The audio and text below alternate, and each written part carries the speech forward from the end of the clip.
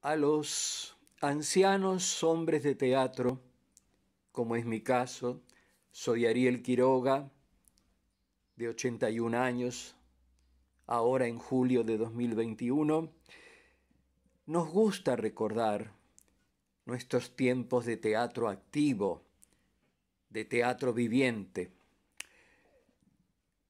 De todas mis experiencias yo tengo preferencia, por supuesto, por recordar una, los 9 años difíciles pero apasionantes del teatro de la Universidad de Buenos Aires. Ya tengo muchos videos hablando de ese teatro y sin embargo a veces necesito seguir haciéndolo.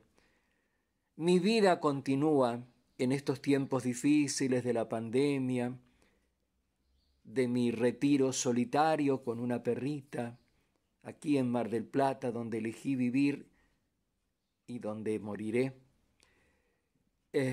Lejos de aquel Buenos Aires donde hice tanto teatro en las décadas de 1960, 1970, 1980, donde monté tantas obras, donde salía en los diarios todos los días como si fuese una celebridad. No, nunca busqué ser una celebridad. Monté siempre obras muy difíciles, muy riesgosas, pero bueno, lo hice y lo digo sin pedantería, estoy muy orgulloso del teatro que hice, pero sobre todo muy orgulloso de ese teatro de la Universidad de Buenos Aires que salió casi de la nada, una propuesta que le hago a un director de cultura a mediados, creo que en agosto de 1974, un director de cultura de la Universidad de Buenos Aires, en una entrevista que yo ni sabía para qué iba, le digo, ¿y si formásemos un teatro de repertorio en la universidad? Yo había pensado en eso ya a comienzos de la década de 1960, pero no fue posible. Recuerdo que intenté hacerlo con apoyo de un periodista el único periodista del cual fui muy amigo, Emilio Estebanovich. Emilio Estebanovich me condujo hacia la Facultad de Derecho, donde, claro, ahí había habido un teatro universitario en la década de 1940, que lo dirigía aquel célebre director español que fue director del Conservatorio Nacional, Antonio Cunil Cabanellas. Ahí se había hecho teatro, habían montado tragedias griegas en la explanada de la Facultad de Derecho en los años 40.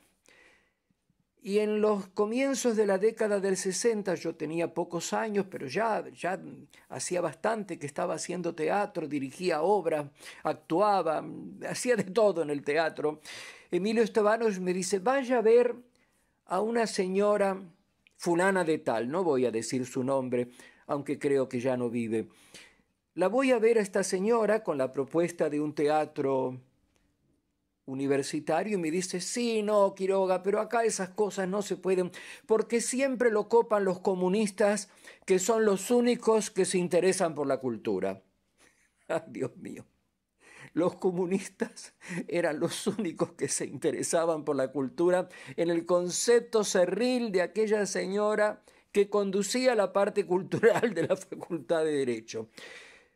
Bueno, abandoné la idea, yo seguí montando obras importantes, ya les digo, y a mediados de 1974, una señora de la oficina donde yo trabajé 46 años, una oficina pública, me dice, usted, Ariel, que hace teatro, vaya a verlo a este señor que lo han nombrado director de cultura en la universidad. Y yo le llevaba una película que había filmado en Super 8 sobre un cuento de Horacio Quiroga, El Solitario. Pero en mitad de la espera de la entrevista, abandoné mis bobinas de Super 8 con El Solitario y le propuse a este director de cultura crear un teatro de repertorio en la universidad. teatros de repertorio que existen en el mundo entero desde hace siglos. Pero en la Universidad de Buenos Aires había habido cosas importantes. Había estado el Instituto de Teatro, creado por Oscar Fessler, que duró muy poco, porque claro, todas esas cosas que apuntan a mejorar la realidad son boicoteadas, son cercenadas. Nada que modifique un estatus imperante es aceptado. Siempre tiene que ser la rutina de lo que se viene haciendo. Y bueno, empezó a funcionar ese teatro que yo propuse. Se convocaron llegaron cientos de jóvenes de todas las carreras de la universidad. Y en 1975, un año después, el teatro estaba funcionando. Estábamos haciendo una cabalgata evocativa del sainete rioplatense en el Centro Cultural San Martín, donde intervinieron más de 100 jóvenes que eran estudiantes de todas las carreras de la universidad. Yo creo que sobre estas palabras mías hay una foto del saludo final de todos ellos. Ay, los recuerdo a todos, aunque muchos vaya a saber dónde estarán hoy día, han pasado tantos años. El saludo final del sainete rioplatense en la sala Enrique Muiño del Centro Cultural San Martín, mayo de 1975. Y luego el teatro, bueno, llegó al Teatro Nacional Cervantes, llegó a tantos lugares, hizo giras por las provincias, cumplió 9 años de funciones todos los fines de semana, a veces con 4 y 5 obras en un mismo fin de semana, haciendo teatro en alternancia, como los teatros de Francia, como el teatro de Jean Vilar, como el Piccolo Teatro de Milán, el repertorio en alternancia. Lo hicimos, fue tanto esfuerzo. Y yo sigo recordando eso, porque me alimenta en esta vida solitaria de mis 81 años, con una perrita nada más, aquí en Mar del Plata, donde ya les digo, elegí vivir y morir. Sigo recordando eso porque hubo tanta pasión volcada en ese teatro. Los jóvenes llegaban sin tener la menor idea. Venían, ya les digo, de estudiar Derecho o de estudiar odontología o de estudiar letras. Y yo los largaba a actuar. Era zambullirse, era meterse en el circo de trapecista desde el vamos. Era el riesgo del darlo todo desde el primer momento. No había clases de actuación. Yo no daba clases de actuación. Yo no era profesor universitario. Yo no era ni siquiera universitario. Apenas se había terminado a garrapatas el secundario. Pero tenía el teatro adentro. Estoy seguro que yo transmitía teatro porque contagiaba mi entusiasmo. El entusiasmo se contagia, por supuesto. Se contagia más que los virus. Y por suerte se contagia más que los virus. Y hubo tanto entusiasmo volcado en ese teatro, en esos 9 años difíciles donde nos amenazaban, nos prohibían, nos rompían los afiches, nos perseguían de todas las maneras posibles porque el teatro parecería, no sé, que le molestaba a la universidad. ¿Cómo le podía molestar ese teatro que no le daba ningún gasto? Porque el teatro se autosustentaba.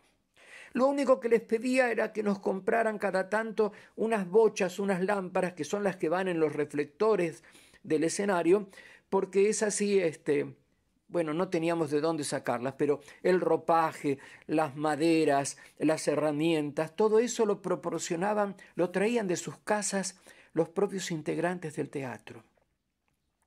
Y el público también. Nos han regalado tanta ropa buena, tantas botas, tantos sombreros de época. Nos han regalado a los espectadores que venían a las funciones.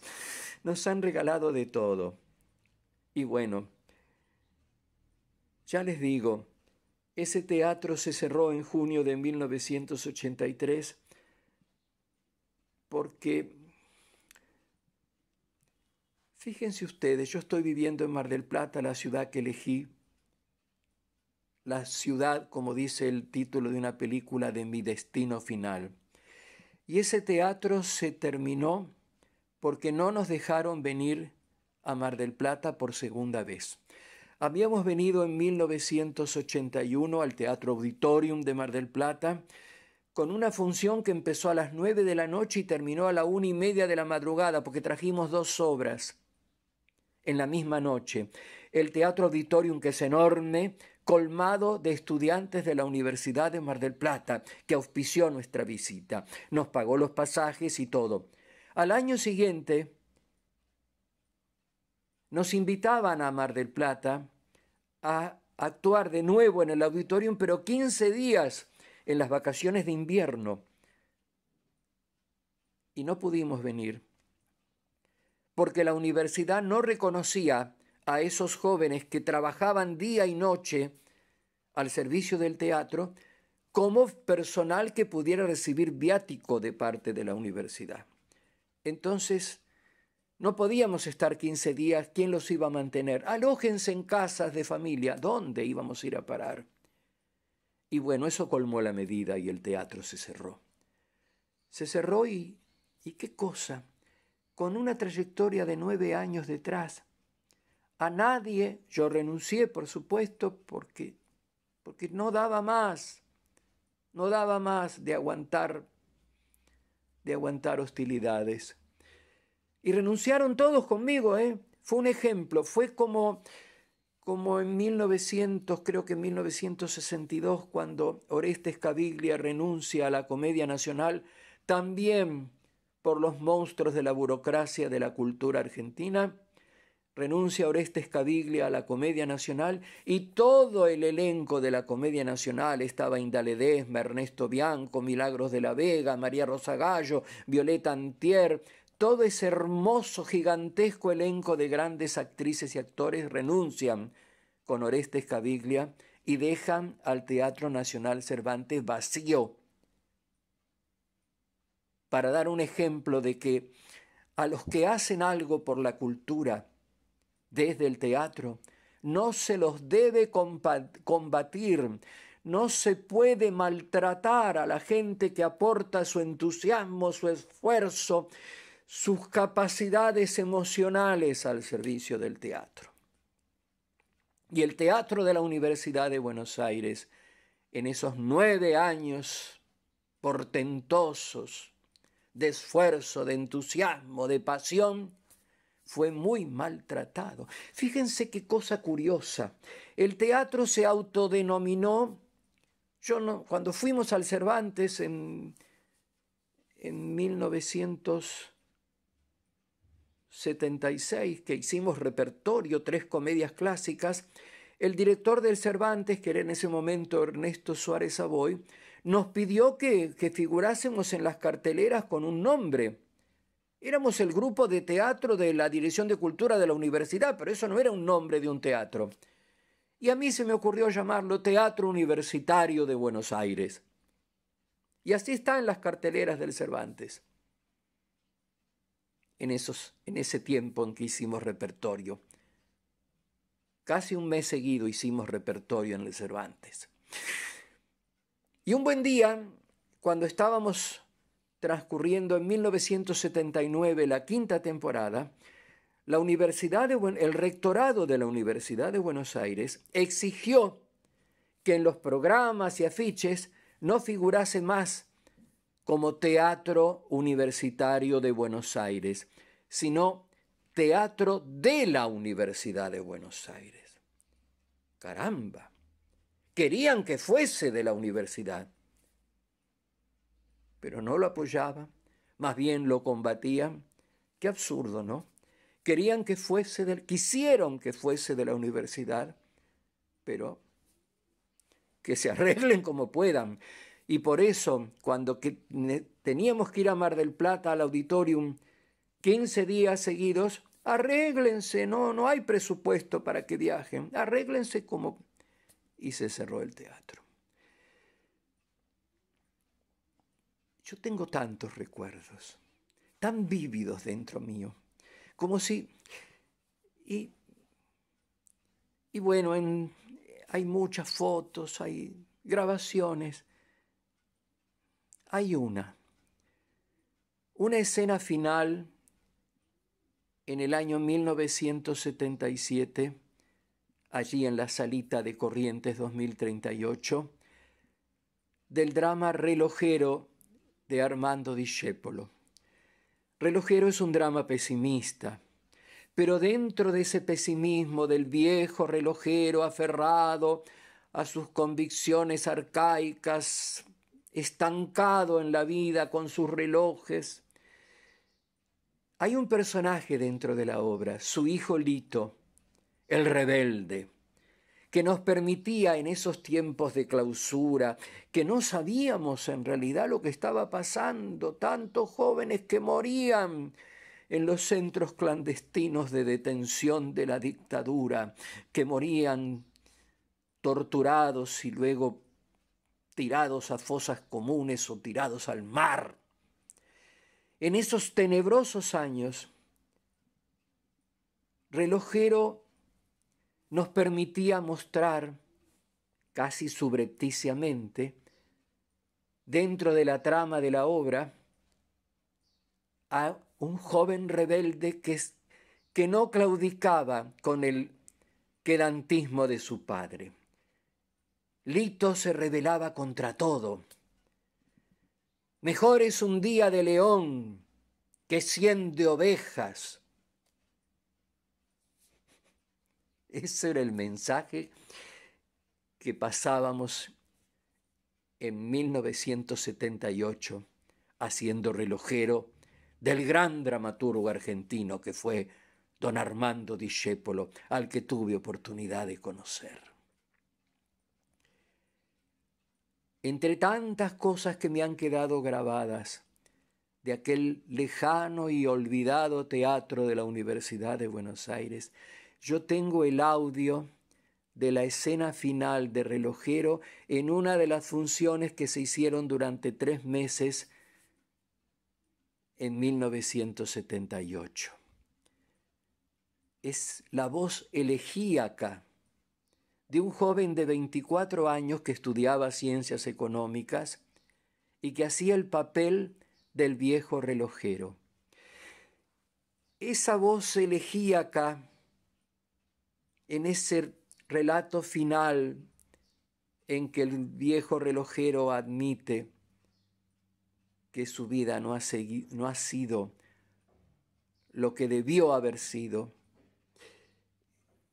y llega su hija que ha fracasado en la vida y que decide morir, y termina la obra con la llegada de Lito, que le dice: papá, nené está muerta.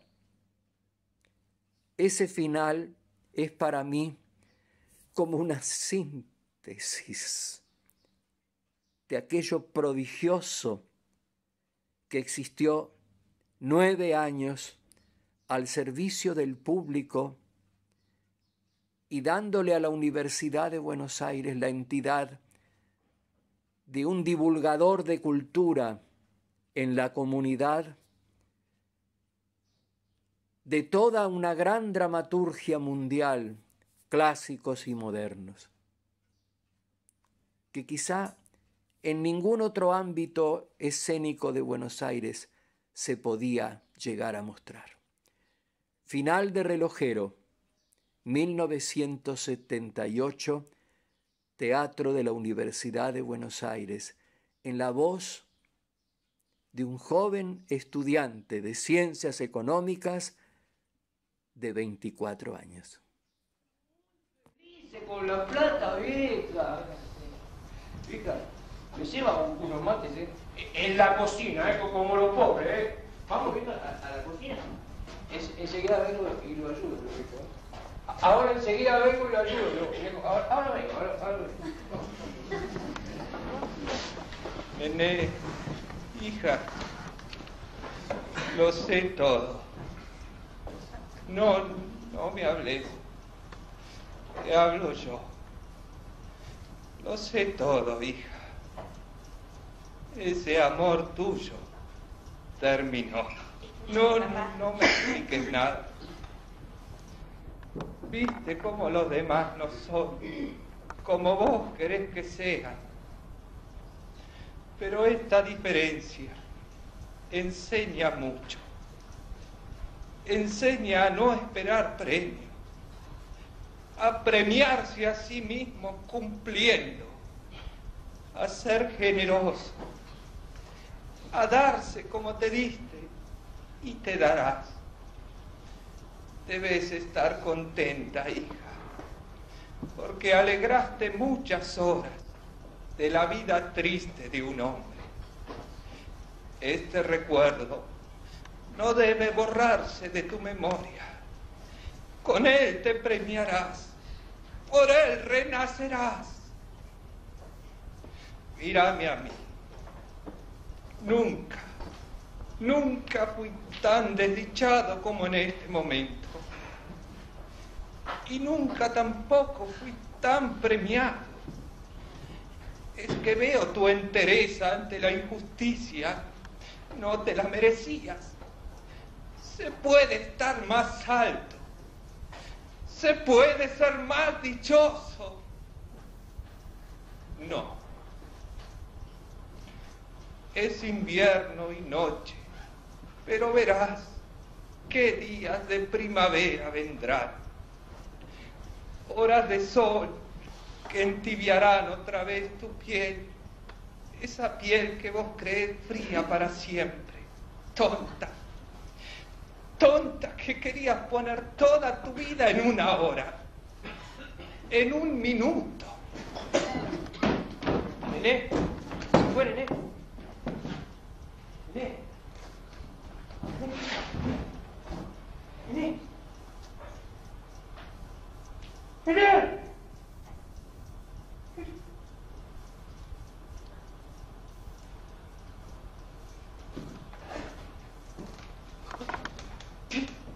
Se te está muriendo.